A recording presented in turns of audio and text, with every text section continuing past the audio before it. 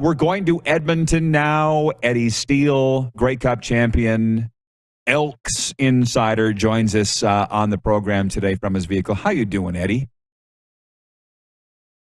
On the right side of the ground.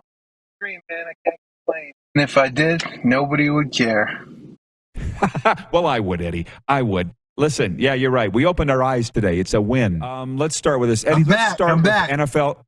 Well, we got you, bud. NFL Conference Championships this Sunday. Rapid fire. Who are your winners?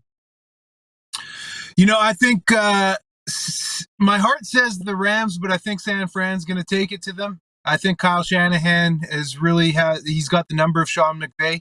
Obviously, the Rams are much more on paper, a much more talented roster.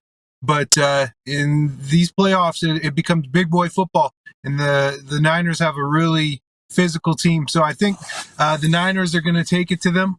And I'm on the Cincy train. It's pretty cool to see what they're doing. Young, talented team. And I think that they're going to put up a good fight. I mean, they just beat the Chiefs not too long ago in a pretty big comeback win, too, to save their playoff hopes. So I think they have that. And the blueprint is there. They've done it. So I think they're going to go into that game confidently against Kansas City. Eddie Steele picking the road teams. Take that to the bank. I'm taking both the home teams, but that's just me. Moving on and back to the CFL. I got a lot of things to get with you on that. Jason Ma's re-signing in Saskatchewan. He's getting criticism. Cody Fajardo's getting criticism. Eddie, you've played in Saskatchewan. You know what it's like. You're going to dissect every single thing that they do. What's your grade of Jason Ma's in his only season as offensive coordinator in Saskatchewan? If I had to put a grade on it, I would probably say in the B area. You can go B+, B-, however you want to look at it.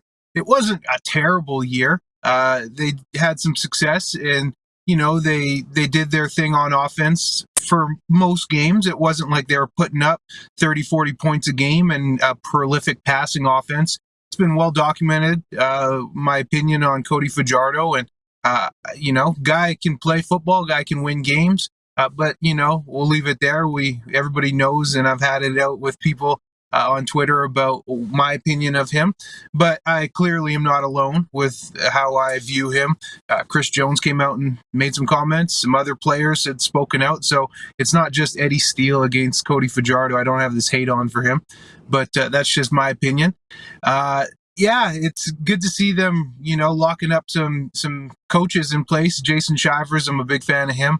I was a teammate of his way back in the day, and then he coached me multiple times in Edmonton and then in Saskatchewan. It's really awesome to see where he's come from and just the growth. And, he really has just taken on that defense and molded it into his own version of it, obviously with a little bit of Chris Jones philosophies in there. So, yeah, it's interesting how they extended them, and they all are in sync now. The two coordinators, Dickey and Jeremy O'Day's contracts, they're all in alignment now, and they all expire at the same time. So it'll be interesting to see what happens this year. It's a big year over there.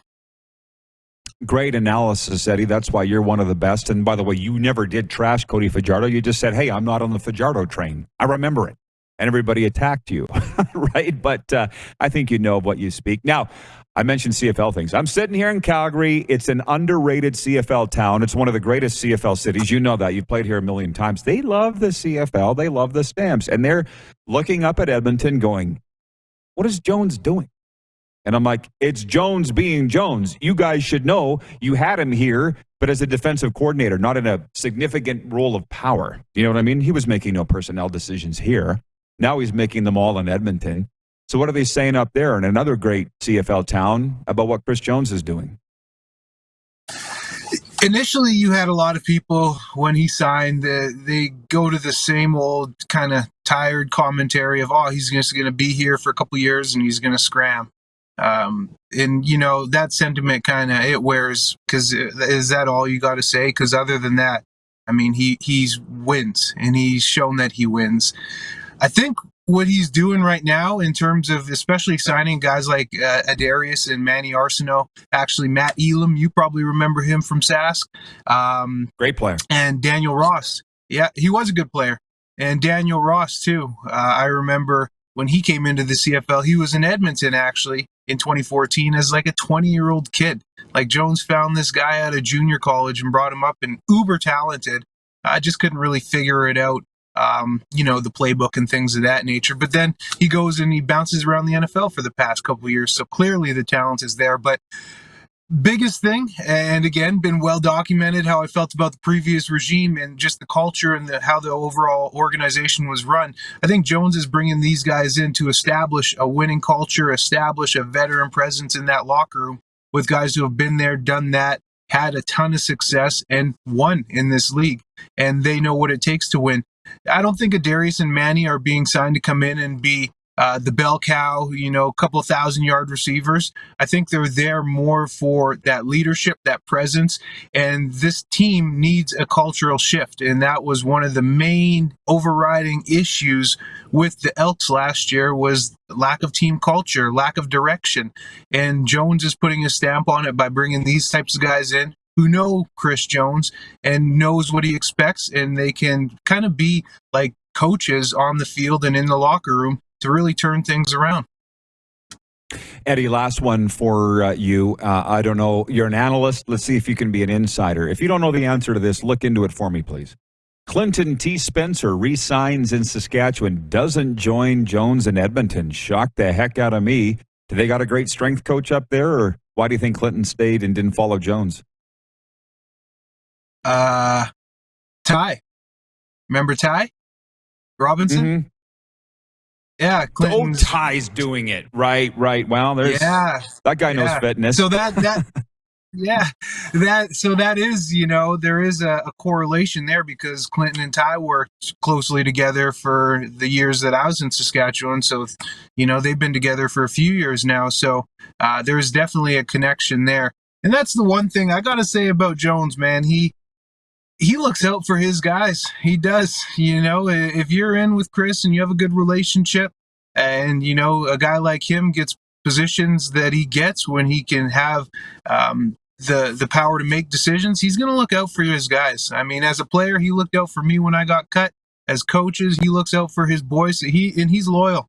I have to say that about Chris Jones. He might not be loyal to franchises where he bounces around, but he's not just bouncing around either. He's going for promotions, and you'd be crazy in life not to go after promotions the way he's gotten promotions.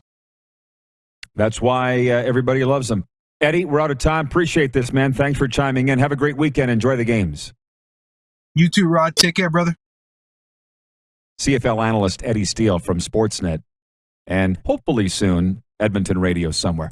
Hey, everybody. Thanks for watching the RP Show on YouTube. And don't forget, we're live daily on YouTube from noon to 2 Eastern. If you like what you see, hit subscribe. And if you like the program, check around for other segments of The Rod Pedersen Show here on YouTube.